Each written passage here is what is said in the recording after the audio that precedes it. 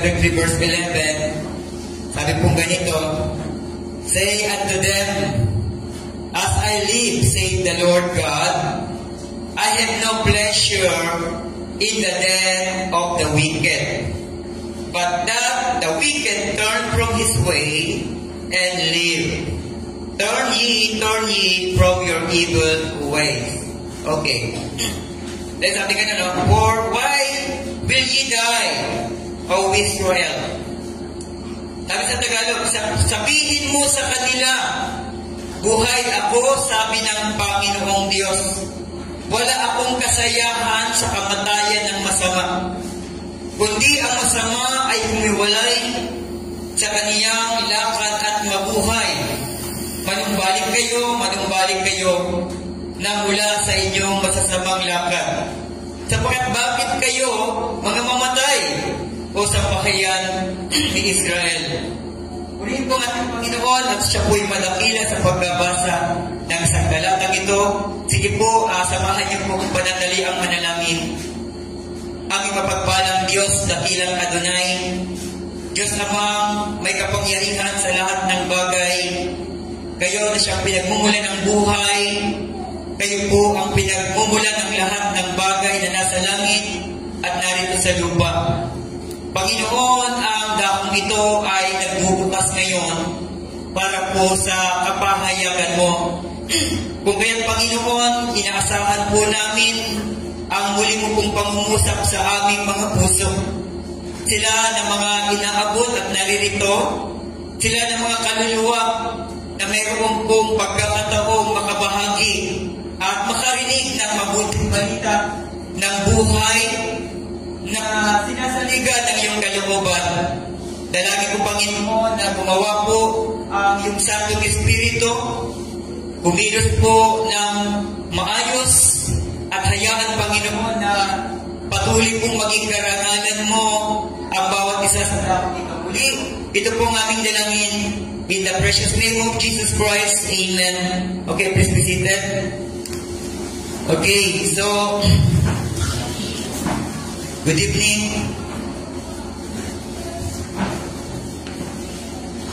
Praise the Lord. Kaya, kagaya ng ating inaasahan, huling gabi po ni Sister Gloria, at ang ating pong pagtitipon ay para po sa mga buhay. Okay? Kasi as of now, alam naman po natin, Sister Gloria ay nasa Gloria na. Amen? Yes! Kagaya ng ating mga narinig na mga patutuo, dito po ay alam na natin, no? Kung saan siya naroon. At ito po yung dapat nating malaman sa ating pong mga buhay. Na tayo po ay nilalang ng Diyos. Naniniwala po ba kayo? Okay, so kung tayo po ay nilalang ng Diyos, may pagmamalasakit sa atin ng Diyos. Amen? Dito sa ating nabasa, malinaw na pinapakita po dito na ang Diyos ay hindi naghahangad na ang tao ay mamatay ng makasalanan. Pag sinabing makasalanan, ang hamartiya o yung ugat ng kasalanan ay hindi po yung pagpatay, hindi po yung pagnanakaw, hindi po yung pagre-rape, hindi po yung mga bagay na, sabi nga, taliwas na kinakailangan pong mahatulan. Ang pinakaugat ng kasalanan, kung kaya't nawala o nalayo ang tao sa Diyos, ay ang tinatawag po na unbelief. Sa Tagalog, ay hindi paniniwala. Yan po yung malinaw na nangyari sa Garden of Eden. Because, nung wala pa po yung kasalanan, si Adam and Eve, they are pair. Pantay lang sila. Patas lang sila. At sila po yung mouthpiece ng Diyos sa Garden of Eden. And at the same time, they are an amateur God. Sapagkat lahat ng kanilang sinasabi ay mistulang Diyos. Sa nagkakaroon ng buhay. Okay? Pero, itong si Satan na kung saan ay pinalayas doon po sa 6th dimension, which is the blessed place, okay, ay nagpa-ilan lang siya dyan sa Milky Way. At si Satan, doon pa lang po sa heaven, doon pa lang po sa langit, ay meron na pong ambisyon. Ambisyon itong si Satan. Sapagkat nang nakikita niya na ang mga angel, cherubim at seraphim, ay nagbabaho, nag-kneel down, sumasamba sa Diyos, meron siyang hangarin. Sabi ka naman, gusto ko ako rin sambahin. Okay? So hanggang sa nasumpungan sa kanya, yung damdaming ganun, na gusto niya ay maging Diyos din na sinasamba. At ang nangyari, yung ambisyon, nadagdagan ng rebellion. Okay? So kaya nung nakita ng Diyos na ang puso nito ni Satan ay, sabi nga, mayroong mga kamalian, tinapon po siya, inilabas siya na tatawag na 6th dimension. Okay? At ang nangyari po dito, tinanggalan ng authority ng Diyos. Alam niyo po ba sa Satan, siya po yung anointed cherub. Anointed cherub po si Satan. At siya po ay may katungkulan sa langit. Okay? Pero nang nasumpungan po siya sa isang pagkukulang at pagkakamali, ay tinanggalan siya ng Diyos ng karapatan sa buhay na walang hanggan.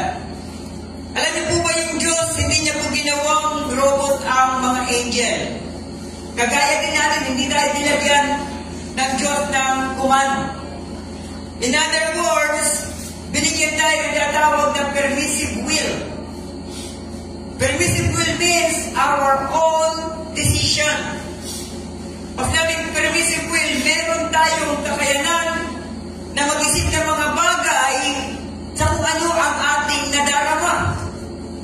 Sapagkat kung kinontrol o nilagyan ng Diyos, ng puso, na kontrolado niya ang mga angel, wala pong magre-rebellion. Di ba? Kaya may rebellion sapagkat ang Diyos nais niya na ang lahat nagsasamba sa Kanya ay genuine. Hindi yung parang robot na napasusunod, kundi merong kakayanan, merong kapasyahan na sarili upang sumamba at kilalanin siya bilang Elohim, the self-existing one. Okay? So, nang nangyari po ito, ang tinapon po si Satan, kinas out doon, at ito po yung natawag na Eden, yung earth, at yung kanyang ambisyon ni Satan, ginamit niya sa tao. Anong ibig sabihin? Ganito. Nung si Adam ay umalis at naiwan lamang po si Eve, nilapitan siya ng serpent. May panahon po yun kasi yung serpente, napasok niya. Hello? Wala pong hayop kasi beast po yan eh. Yung serpent, speak about beast, hindi po reptile. Kasi ang reptile, gumagapang yung ahas, reptile yan. Pero hindi pa, yung serpent, hindi pa siya snake that time. May pa kaya nga beast. Siya daw po yung, sabi nga, siya yung pinakatuso sa mga hayop. So, yung beast, ibig sabihin may paa. Kaya, itong si serpent, ay hindi po siya snake. Nung siya po ay nasumpungan sa pagkakasala, doon po siya sinumpa at gumapang. Okay? So, ano sabi ni Satan? Dito ni serpent, kay Eve. Sabi gano'n, nilapitan niya si Eva. Babae, totoo ba na sinabi ng Diyos na pag kinain niyo ang prutas nito ay mamamatay kayo? Nag-quote siya ng scripture. Ano sabi po ni Eva? Oo, sabi yan kasi ng Diyos eh. Okay? So, sabi ni Satanas, huwag kang maniwala. Kasi pag kinain mo yan, magiging mistula kang Diyos. Yun ang kanyang Yun ang kanyang damdamin ng paman na pumantay sa Diyos. Kaya ginamit niya. Kasi si Eve, byproduct lamang po ito. Yung portion lamang ng lalaki. Kaya meron pong kahinaan itong si Eve. Kaya nangyari, na nagsimula po na magkasala sila, ay dito po nagkaroon ng time clock, yung timetable. Dito po umira yung panahon. Kasi that time, wala pong panahon. Nung nagkasala sila, dito po sumibol yung mga tinik, dapagan. Kasi noon wala pong tinik. Apo. Pero nang pinalayas po sila ay, sabi nga, pinasarahan sa anghel na merong tabak na nagliliyaw upang wala daw kung sino man ang makasumpong noon. Kasi makatawid, si Satan, don't play the game of Satan. Huwag kayong papasok sa laro ni Satanas na kagaya ni Eve. Si Eve ay na-deceive dahil kanyang in-entertain ito si Satan. Kagaya ng ating nabasa, sabi ng ating Panginoon, ayaw ko na ang tao ay mamatay ng makasalanan.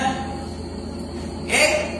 So ito yung plano ng Panginoon. Perfect will niya yan. Pero, meron pong sinabi sa Book of Romans na, sabi gano'n, lahat ay nagkasala at lahat ay pawang walang nakaabot sa kaharian ng Diyos. Ito po ay patungkol sa laman. Hindi kayo, pag sinabing laman, ito yan, laman. Walang matuwid, walang maayos na laman sa kanyang paningin o sa paningin ng Diyos. Sapagkat ang tao ay meron pong limitation. Ngayon, pag anak ang sinasabi, anak ng Diyos, dapat eternal din, di ba? Pag sinabing anak ng Diyos, eternal ka. Pero sa ating kalalagayan kondisyon, hindi ito yung anak ng Diyos. Ang anak ng Diyos, yung nasa loob mo. Hindi kayo? Kaya nga, ang ating Panginoon, ayaw niya na ang taong makasalanan ay mamatay sa kanyang kasalanan. Kaya gumawa siya ng remedy. Ano yung remedy? You must be born again. Itinatawag na new birth, bagong kapanganakan. Saan kapanganakan? Sa Espiritu. So, pagka na-experience ng taong makasalanan ang kapanganakan sa Espiritu, yung kanyang pisikal, nagugutom pa rin. Yung kanyang katawan, nagkakasakit pa rin. Pero, sa loob ng kanyang katawan, ay merong bagong bahagi na kung saan ito ang pag-aari ng Diyos. Kagaya ni Sister Gloria, kung nakikita ni Sister Gloria, nanghihina, ako nakita ko sumusuka ng tubo, physical lang yan. Pero nasa loob niya, yun po yung pag-aari ng Diyos. Yun yung anak ng Diyos. Yun nasa loob ni Sister Gloria. Kaya sabi ng ating kapatid kaganina na tinong niya, precious in the sight of the Lord is the death of His saint. Diba? Yung dito sa ating nabasa, ayaw niya na ang tao ay mamatay ng makasalanan. Pero may statement ng God, sabi niya, precious in the sight of the Lord is the death of His saint. So, doon lamang magkakaroon ng dalawang kahalagahan ang kamatay ng isang tao. Pag ang tao na yon ay meron ng portion ng bahagi ang Diyos sa kanya. Doon iiral yung kahalagahan ng kamatay. Bakit ka mo?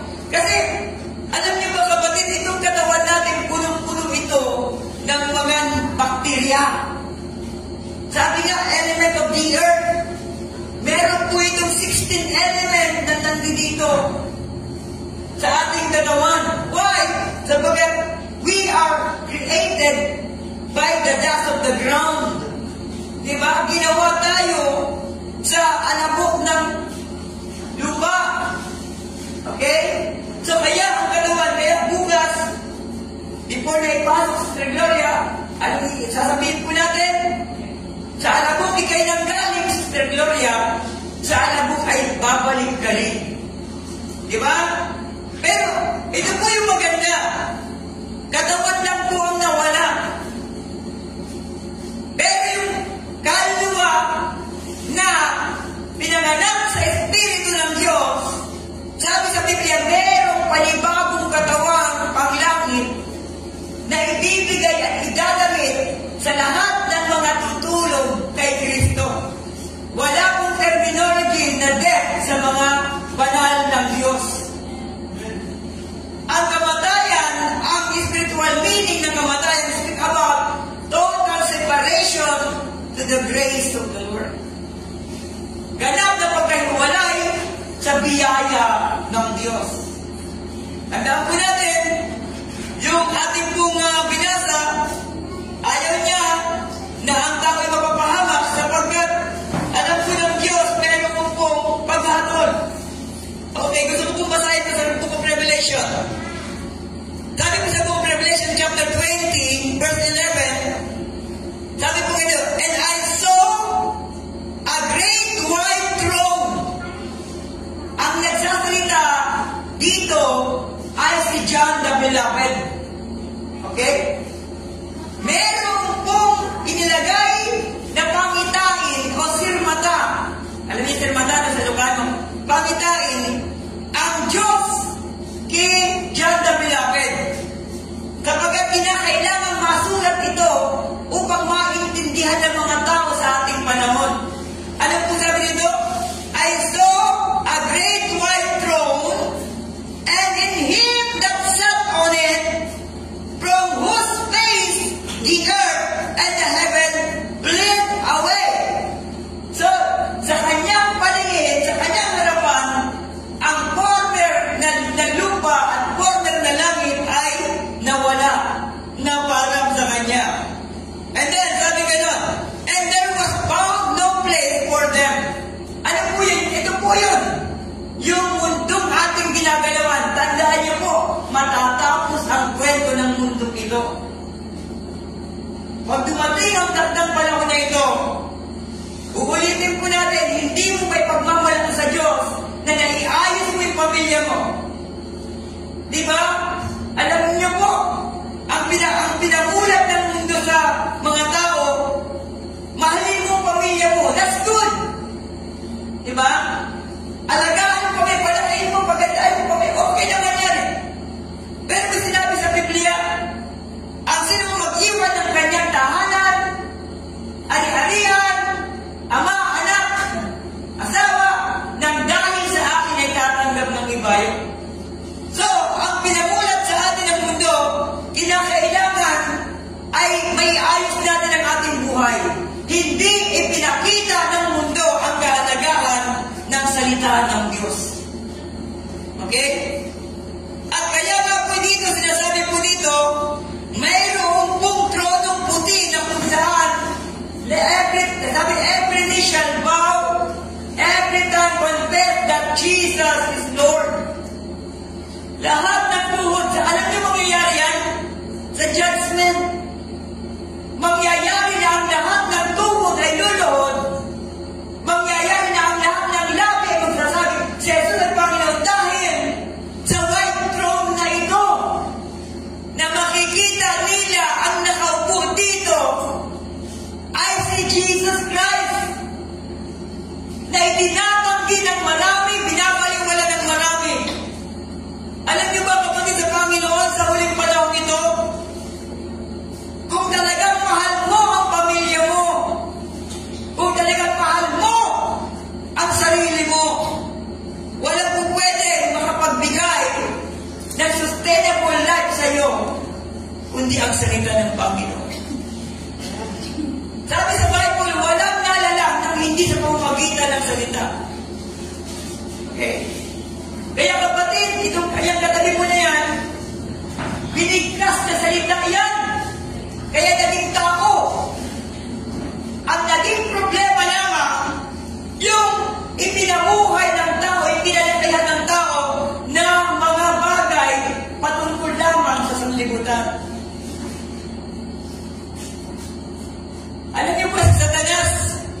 siya galit sa reliyon. Bagkus tuwang-tuwa si Satanas sa reliyon. Bakit ka mo? Yan lang ginamit niya eh. Para papatay si Jesus yung reliyon. Tandaan niyo, hindi kailangan ng Diyos ni Jesus ang reliyon. Kailangan niya yung perfectong relation po sa Kanya. Walang halaga, kapatid, kung saan ka umaattend. Walang halaga kung anong pangalan ng simbahan mo. Ang pinapahalagahan niya kung papaano mo ipinamumuhay ang kanyang salita. Pero, the point is, kung totoo at tama ang napapakinggan mo. Yan ang problema. Dahil nga po sa sabot-saring mga tradisyong umiiral sa mundong ito, na ito na ang ginagawang kahalili ng tao na kalooban ng Diyos. Kaya sabi ng ating Panginoon, sabi ngayon, pinalitan yun ng tradisyon ang totoong pagkilala sa salita ng Panginoon. Yes. Hindi po makakabuti yung tradition sa inyo at sa akin. Wala. Basta ito po ay wala at labas sa kalooban ng Panginoon, kapatid, wala itong kabuluhan. Di ba marami naman nagpipray over? Di ba? Marami pong nagpapagaling in the name of Jesus. Be healed in the name of Jesus. Di ba? Meron yan. Pero ano sabi sa Biblia? Itong white throne na ito, merong grupong pumunta sa unahan ng tronong puti at ang sabi, Panginoon, nagpagaling kami ng karamdaman sa pangalan ng Diyos. In the name of Jesus, be healed in Jesus' name. Ibig sabihin, sabi pinagmamalaki nila, Panginoon, nagpagaling kami ng karamdaman sa pangalan mo. Pinagmamalaki nila na gumaling ang mga may karamdaman sa kanilang pananalangin. At sabi nila, Panginoon, nagpalayas kami ng diablo sa pangalan mo. Ito yung inaasahan nila na magiging key para iligtas sila ng Diyos. Pero sabi ng Panginoon, umalis kayo sa aking harapan, kailanman hindi ko kayo nakikilala. Sino yun? Mga relihiyoso yun. Mga simbahan gumagamit sa pangalan ng Panginoong Yesus. Kasi, ang ipinamulat ng mundo, pare-parehas din naman niya eh. Diyos din naman. Deceiving po ito. Hindi kailangan ng Diyos ng relihiyon. Ang tinitingnan niya kung paano mo tinatanggap kung ano ang sinasabi niya sa iyo. Hanggat hindi nasusumpungan ng tao ang totoong salita ng Diyos, mananatili siya makasalanan sa paningin ng Diyos. Kaya sabihin natin na lumaki sa simbahan, naglingkod sa simbahan, pero kung walang nangyayaring pagbabago sa isang tao, mananatili siya relihiyoso. At pagdating nagtatrabaho, hindi siya makakatakas sa paghatol. Kaya, alam niyo po, talaga nagmamalasakit ang Diyos sa atin. Bakit ka mo? Kapatid, binigyan kanya ng kamay para magtrabaho. Binigyan kanya ng karunungan para mag-aral at pag makatapos, magkaroon ng mabuting buhay, magandang trabaho. Binigyan ka ng Diyos ng lahat ng karunungan para magamit mo sa buhay mo. Pero ang masaklap dito, diablo ang nakikinabang. Bakit ka mo? Pagkatapos, humika ng pera sa sahod, yung sahod, bibili ng alak. Bibili na kung ano ng mga bagay na pang sarili lamang. Ito po yung nakakalungkot. Yung Diyos, mananatili siyang Diyos. Kahit anong mangyari sa tao, mananatili siyang Diyos. Pero yung pagmamahal niya sa iyo, ang dapat mong makita. Lubos pa dyan, di ba sabi ng Panginoon?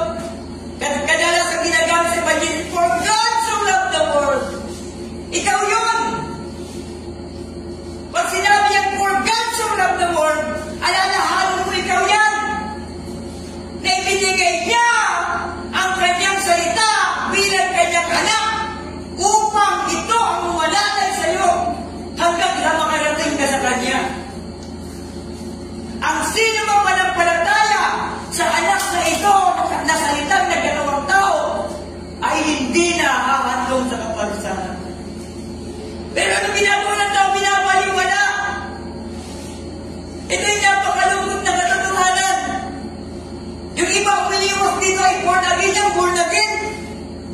kami Catholic kami Baptist kami Methodist kami, Iglesia kami ni Kristo. Ito na ang resulta na ginawang panlililang ni Satanas sa mga tao sa pamamagitan ng pananampalataya, pagtitiwala, paglilingkod sa Diyos na pangalan ng kanilang simbahan. Diba? They are serving the Lord under the Baptist. They are serving the Lord under the Methodist. They are serving the Lord under the GIL. They are serving the Lord under the Catholic. Hindi yung kailangan ng Diyos. Kailangan ng Diyos, ma-experience mo kung ano sinasabi niya sa iyo. Kapatid, Sister Gloria, namapahinga na, bukas baka ikaw naman. Baka bukas tayo naman ang babantayan ng kahon, bulaklak at kandila. Ngayon ang tanong, anong kwento ng buhay mo na naging karangalan ng Diyos? Hindi mo masasabi na pahulan mo yung buhay mo. Hindi yan ang dahilan. Ang Diyos is spiritual. Pang-temporal lang ito. Kaya kapatid, kung sino ang inaabot ng tinig na ito ng Panginoon, hinihintay niya yung pagbabago mo. Hinihintay niya yung pagdidesisyon mo ngayon. Kung paano ipinakita mismo ni Sister Gloria kanyang pananampalataya, ganyan ang totoong pagpiling ng Panginoon. Pero meron akong kaunting inggit. Pwede pa siya. Meron natanggap niya yung katawang panglangit niya. Yung kanyang celestial body, which is the theophany body, natanggap niya na. Tayo at tinito pa rin. Pagdating ng umaga, may mga hapon na naman tayo, kinakailangan magtrabaho, kinakailangan gumawa sa sambahayan. Di ba pag makilala mo salita, doon ka lang. Sa piling ka lang ng maluwalhating presensya ng Panginoon, di wala ka nang alalahanin. Di ba? O bakit? Kaya nga pag makilala mo ang ating Panginoon, hindi mo na hahagaring mabuhay dito. Ganon ang totoong may pagmamahal sa Diyos. Nasabi ni Sister Gloria, susugod na kita. Ibig sabihin, alam niya na, huwag mo lang sayangin, Pastor, yung panahon mo, baka gumastos na yung anak ko. Andiyan ako sa Panginoon. Diba? Kapatid, walang ibang panalangin siya sa mga anak niya. Pastor, gusto ko yung mga anak ko maligtas din, makakilala. Kaya kapatid, hindi matatapos dito yung kagustuhan at ang panalangin ni Sister Gloria. Kayo ang makapagtutupad niyan. Walang iba. Kung nais niyong makasama, mapapiling ang inyong ina, mapalag na kayo. Sapagat ako, lumaki ako sa mga magulang ko, hindi pinakilala ng magulang ko yung Diyos sa akin. Kung hindi mo lang sinabi ng mother ko, ng father ko na maglingkod ka sa Panginoon, mahal ka ng Diyos, hindi ko narinig yun. Ang nakamulatan ko, bisyo sa aking pamilya. Kaya 14 years old pa lang ako, naninigarilyo na ako.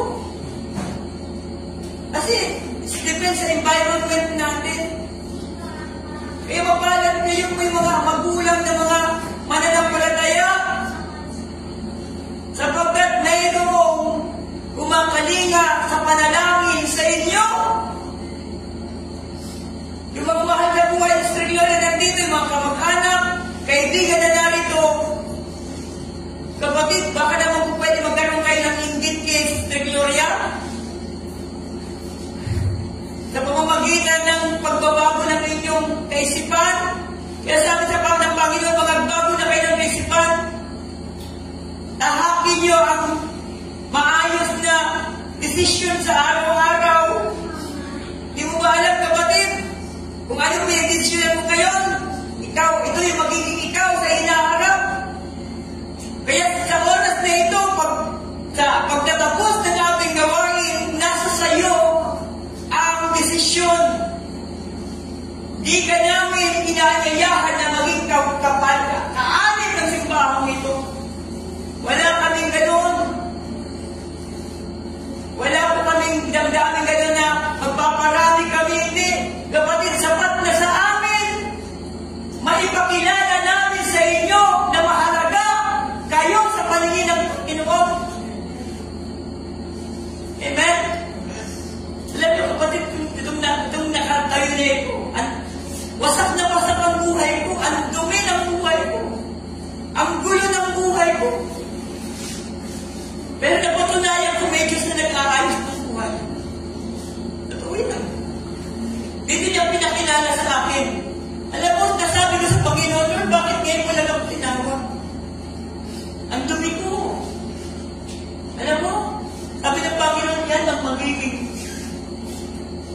Patutuo mo na merong Diyos na nagbabago ng buhay.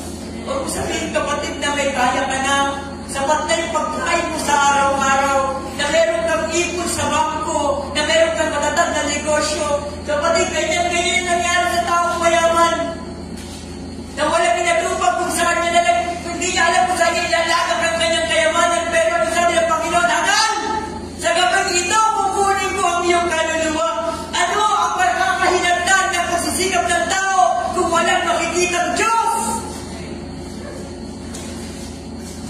Ano ang magiging kapag ginawag ng tao sa lahat ng kanyang ari-arian? Pag kinausap na siya, pinirmahan na ni kamatayan ang iyong buhay pisikal. Huwag mong hayaan, kapatid, na sa gabing ito.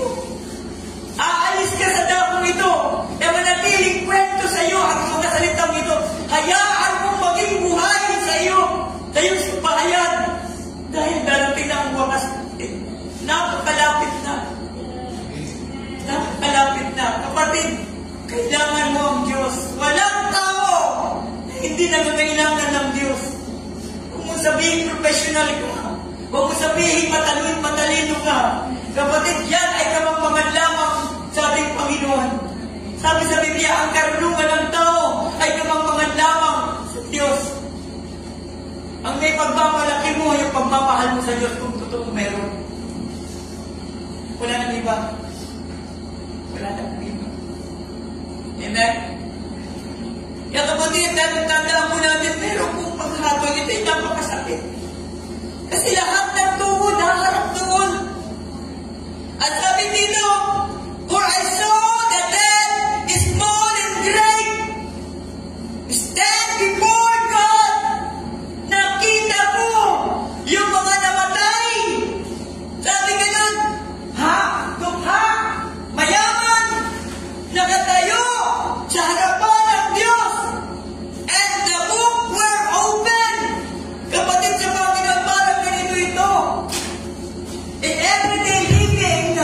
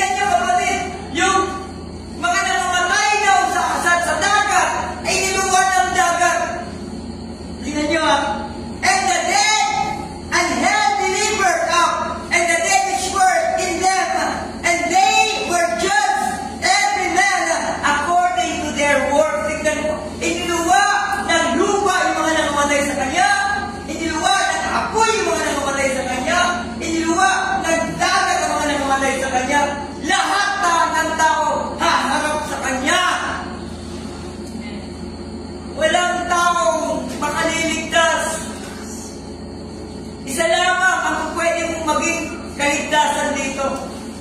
Run to God. Go back to God. Go back to your first love. Dahil na itinanganak ka sa mundo na kumiti sa iyo ang Diyos. Tandaan mo kapatid yung sanggol. Siguro yung mga, let's say, mga 3 years old, ay 3 months old. Kung napapansin nyo yung mga sanggol, parang may nakikita sila, ikot ng ikot, pero hindi mo nakikita. Right? Siguro napupunan yan, may mga bata sanggol na, ikot ng ikot. Ano yung bakit? Rest ang kanilang isipan, hindi yung kanilang paningin. Bukas pa ang langit sa kanilang paningin. Nakikita nila ng malinaw. Yung mga anghel na papalik panahon, kita-kita nila. Kaya para sila naglalaro. Pero habang ang bata, unti-unti na-immune sa sistema ng mundi. Unti-unti niya nakakalimutan yung mga bagay nito. Hanggang sa ang tao ay magpura, magsinungaling, magnamo sa mga magulang, lahat ng mga kasalanan, nawawala na siya sa forma ng kalooban ng Panginoon. Pero may remedy, huwag kayong kalala. You must be born again. At ang kapanganakan, hindi ito religion. Makinig kayo. Huwag kayong magpapadayang kay Satanas. Na kung siya ang born again, religion yan. Wrong! Huwag niyong iwasan ng born again. Sabi sa Biblia, kinakailangan, must, kinakailangan ipakanat na muli ang isang tao at kung siya paghahalikan ng Diyos. Tingnan mo. Requirement yan. Alam niyo yung born again? Experience yun. Karanasan mo yun dapat. Kaya huwag mong tatawanan, huwag mong iwasan na tabing born again. Ay, mga born again yan. Hindi. Hindi yun ang born again. Pag nabing born again, hindi yung pumasok na sa church, born again ka na. Hindi yun. Pag sinabing born again, you are doing the will of the Lord. Yun ang born again. Hindi yun nag-display. Wrong! Hindi yun. Performance yun sa simbahan. Para makaakit na mga tao. Ganun yun. Alam nyo ba, sa panahon ito, yung mga stage ng mga maraming simbahan ngayon ay para na po mga sarsuela o para mga stage na performance na lang. Tignan mo yung mga sumasayaw ng one way Jesus. Hindi na yun ang kalooban ng Panginoon. Ganyan kinain ng sistema ni Satanas ang lahat ng mga nasa denominasyon o naman sa religion. Kaya sabi ko sa Bible, sabi sa Revelation 18 verse 4, come out from among them by people. Kung ikaw ay bayan ng Diyos, lisanin mo ang mga kinahalikan ng mundo. Separate mo ang sarili mo. Ang ibig sabihin separate, hindi naman yung, hindi ka nalalabas sa bahay nyo, hindi yung separate. Ang separate, yung pananampalataya mo, ingatan mo, bantayan mo, alagaan mo, pakainin mo yung pananampalataya mo, sapagkat andyan ang ating Panginoon. Alam mo ba yung puso mo? Yan ang lalagyan ng salita ng Diyos. Yan naka-restore ang salita ng Panginoon. At dyan ka nakikilala ng Panginoon. Sabi ng Panginoon, hindi ako tumitingin sa panglabas, kundi sa loob sa puso ako tumitingin. Pero ganito ang tanong, sometimes nagiging pasyahan ng mga nasa simbahan. Hindi naman kasi tumitingin lang sa panglabas. Okay naman suot ko, okay lang yan. Kasi ang Diyos naman tumitingin sa loob eh. Yan ang problema. Anong sabi ng ating Panginoon? Kung ano yung puno, siya yung bunga. In other words, kung ang totoong Diyos ang nasa kalooban mo, hindi ka utusan ng Diyos na magdamit ng mga sexy na nagiging ahente sa Satanas. Alam mo ba yung mga babae na nagpapasexy, mga Kristiyano mayroon ganyan? Hindi nila alam, nagiging ahente sila ng Satanas. Ilang nakalalakihan ang nagnanasa sa kanila. Kaya pag isang babae nagpa-sexy, nagpalabas ng hita, pumunta sa market, namili, nakakalungkot nga, pati mga bata, kaya mga anak, nagpapasexy na. Kaya may mga bata nare-rape na, kasi mga bata nagpapasexy na. Kasi may mga fornicators na pagnanasaan yung mga bata, yung mga dalaga, yung mga nagtitiktok dyan, na halos lumuluwa na yung mga katawan. Alam niyo ba, magugulat kayo isang araw, parang babae gano'n, na kaya bilang mag-tiktok, magpa-sexy, magpakita ng katawan sa social media. Pag namatay yun, magugulat siya, ang dami na kahilera sa likod yung mga kalalakihan. Yan yung mga nadala niya sa impyerno. Kalalawa. Hello. Amen. Kapatid, ito yung kinakailangan ng marinig sa panahon. Hindi kailangan ng Diyos ang religion. Kailangan niya yung totoong pagbabago ng isang tao. Verse 13 and verse 14. And death and hell were cast into the lake of fire. This is the second death. Ito na po yun. Wala pong purgatory. Na may nagsasabi na may purgatory. Walang purgatory. Basahin natin. Tignan mo sa Biblia. Kung may purgatory, wala kang mababasa ng purgatory. Ito po ang isang ginagawa na paninindag ng mga simbahan, ng ilang simbahan. Na meron pa kahit pinakilala yung pamisa mo, yung kaluluwa. Sabi sa Biblia, di ba? Matapos mamatay ay ang paghukom. Kahit anong misa ang gawin mo, halimbawa yung mahal mo sa buhay, na alam mo namatay na alanganin, nagmumura, kung ano ginagawa, kinakailangan pumunta ka sa kilala mong nananalangin na panuwalo ka, magpapray ka, magbayad ka, kahit ibusin mo yung kayamanan mo, walang mangyayari, walang pagbabago sa kaluluwa ng isang tao na namatay na. Yan na ang wala mo. Dito na po i-period ang tao. Wala ka nang ligtas.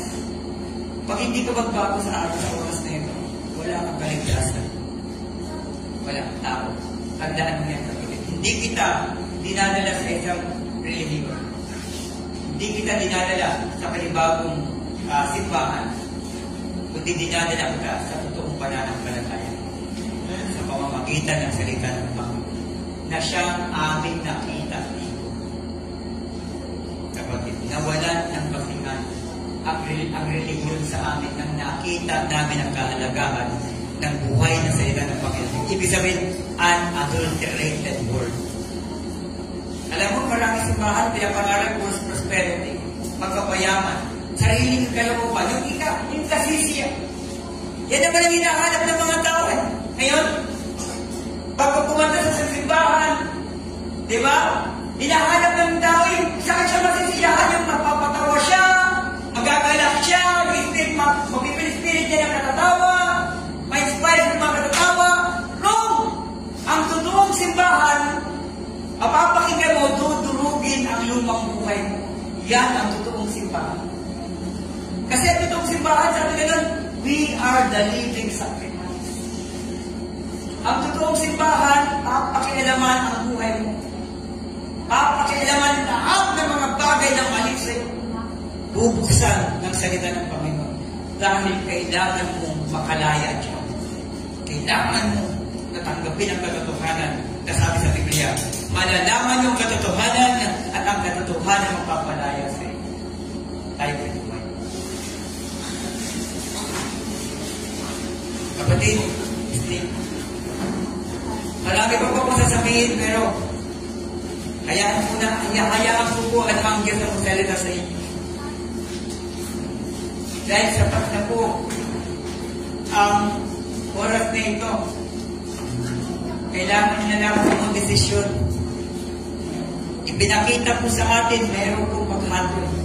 Ipinakita na merong isang namatay sa pisikal na ngayon ay nasa piling ng ating Panginoon. May pinakita dito na magpupunta sa impyerno pag hindi nagbago ng kanilang kaisipan at pananaw sa buhay.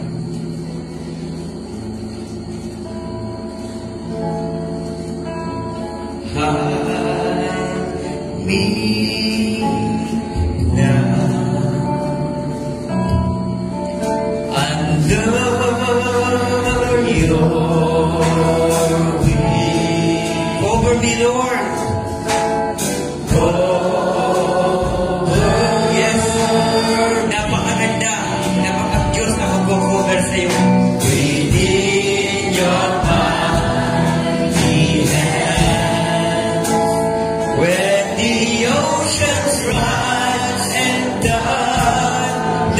throne.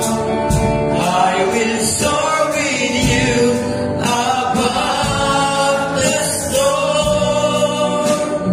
Father, you are King over the land. I will be still, though you are God. Find rest, my soul, amen.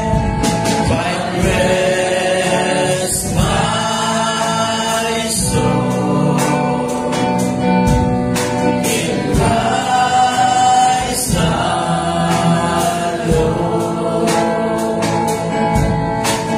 Know His power in quietness and trust. When the oceans rise and thunders roar, I will soar with you above the storm. Father, you are King over the land. I will be still, though you are God. When the oceans rise, and thunders roar, I will soar with you above the storm. Father, you are King over the land. I will be still, though you. Once again, when the oceans rise, come on, church. The oceans rise and thunders roar. Glory, I will soar with you above the storm. Father, you are King over the land. I will be still, though you are God. I will be still, though you are God. Amen, amen. Ako po'y mananalangin panandalian. Hallelujah. Bago po manalangin, hinihingiling ko po sa mga naririto, tingnan mo po ang iyong buhay ngayon. Pwede po ba na panandalian tingnan mo kung saan dumadako ang iyong buhay sa pang-araw-araw? Kapatid, gusto ko pong malaman mo na bukas pag dumilat ang iyong mata, o yan ang unang-unang biyaya na ibinigay sa iyo ng Diyos. Pag bumangon ang iyong katawan, na ikilos mo, ang iyong kamay, na ihakbang mo ang iyong mga paa, nakapagsalita ang iyong bibig, yan ang unang-unang mga biyaya ng Diyos sa iyo.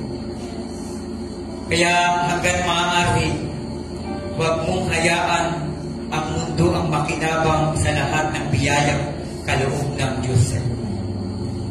Hayaan mo, kapatid, na sa oras na ito ay makakaroon ka ng totoong kaugnayan at koneksyon sa ating Panginoon. Ulitin po namin, hindi namin kayo inaanyayahan na maging miyembro sa lugar na ito. Ang amin lamang pong nais tanggapin nyo ngayon ang totoong Kristo, yung totoong Diyos na hindi nababakuran ng mga relihiyon, yung totoong Diyos na hindi nababakuran ng iba't ibang tradisyon, sapagkat nais namin, kapatid kay Kristo, at sa mga kaibigan naririto, na maranasan nyo ang totoong buhay ng Diyos. Sapagkat ito rin ang yung haharapin sa takdang panahon. Mapagpala naming Ama, natapos po na yung lingkod ang aking tungkulin na hinatag mo sa aking balikan. Narito, Panginoon, ang mga kaluluwa sa iyong harapan. Panginoon, kayo po nakakilala ng kanilang mga buhay, Panginoon. Batid po ninyo, Panginoon, ang kanilang pinagbayan sa araw-araw. Panginoon, sa pagkakataong ito, Lord, hinihiling na yung lingkod, Panginoon, na patuloy mo, Ama, na ipakita sa kanilang kahalagahan ng iyong pagiging Diyos sa kanilang sambahayan. na makita po nila, Panginoon, ang kahalagahan ng pagiging Diyos mo sa kanilang desisyon sa pang-araw-araw, Panginoon. Kaya ng Diyos sa oras nito, patuloy mo, Panginoon, ang usapin ng mga naririnig ngayon, Panginoon. Bigyan mo po sila ng malinaw na pagkataon na makita nila ang kahalagahan ng buhay na walang hanggan. Na ito, Panginoon, ang hindi pinapakita ng mga relihiyon, Panginoon. Na hindi kaya ipakita ng pera ang buhay na walang hanggan ito, Panginoon. Hindi kaya ipakita ng mga gadgets, mga technology, mga science. Hindi kaya ipakita ng mga bagay na nasa mundo ang kahalagahan ng buhay na walang hanggan. Subalit, salamat, Panginoon, sapagkat ang salita mo'y buhay at nananalaitay, Panginoon, sa bawat puso at kaluluwa ng iyong mga ililigtas, Panginoon, at iyong tutubusin. Sa gabi ito, Panginoon, tulungan mo sila mag-desisyon, Panginoon, na matahak nila ang daan ng iyong katuwiran. Maraming salamat po. Ito po ang aking dalangin sa iyong banal at makapangyarihang pangalan ng Lord Jesus Christ. Amen and amen. Sa pumapagpalang gabi sa ating lahat.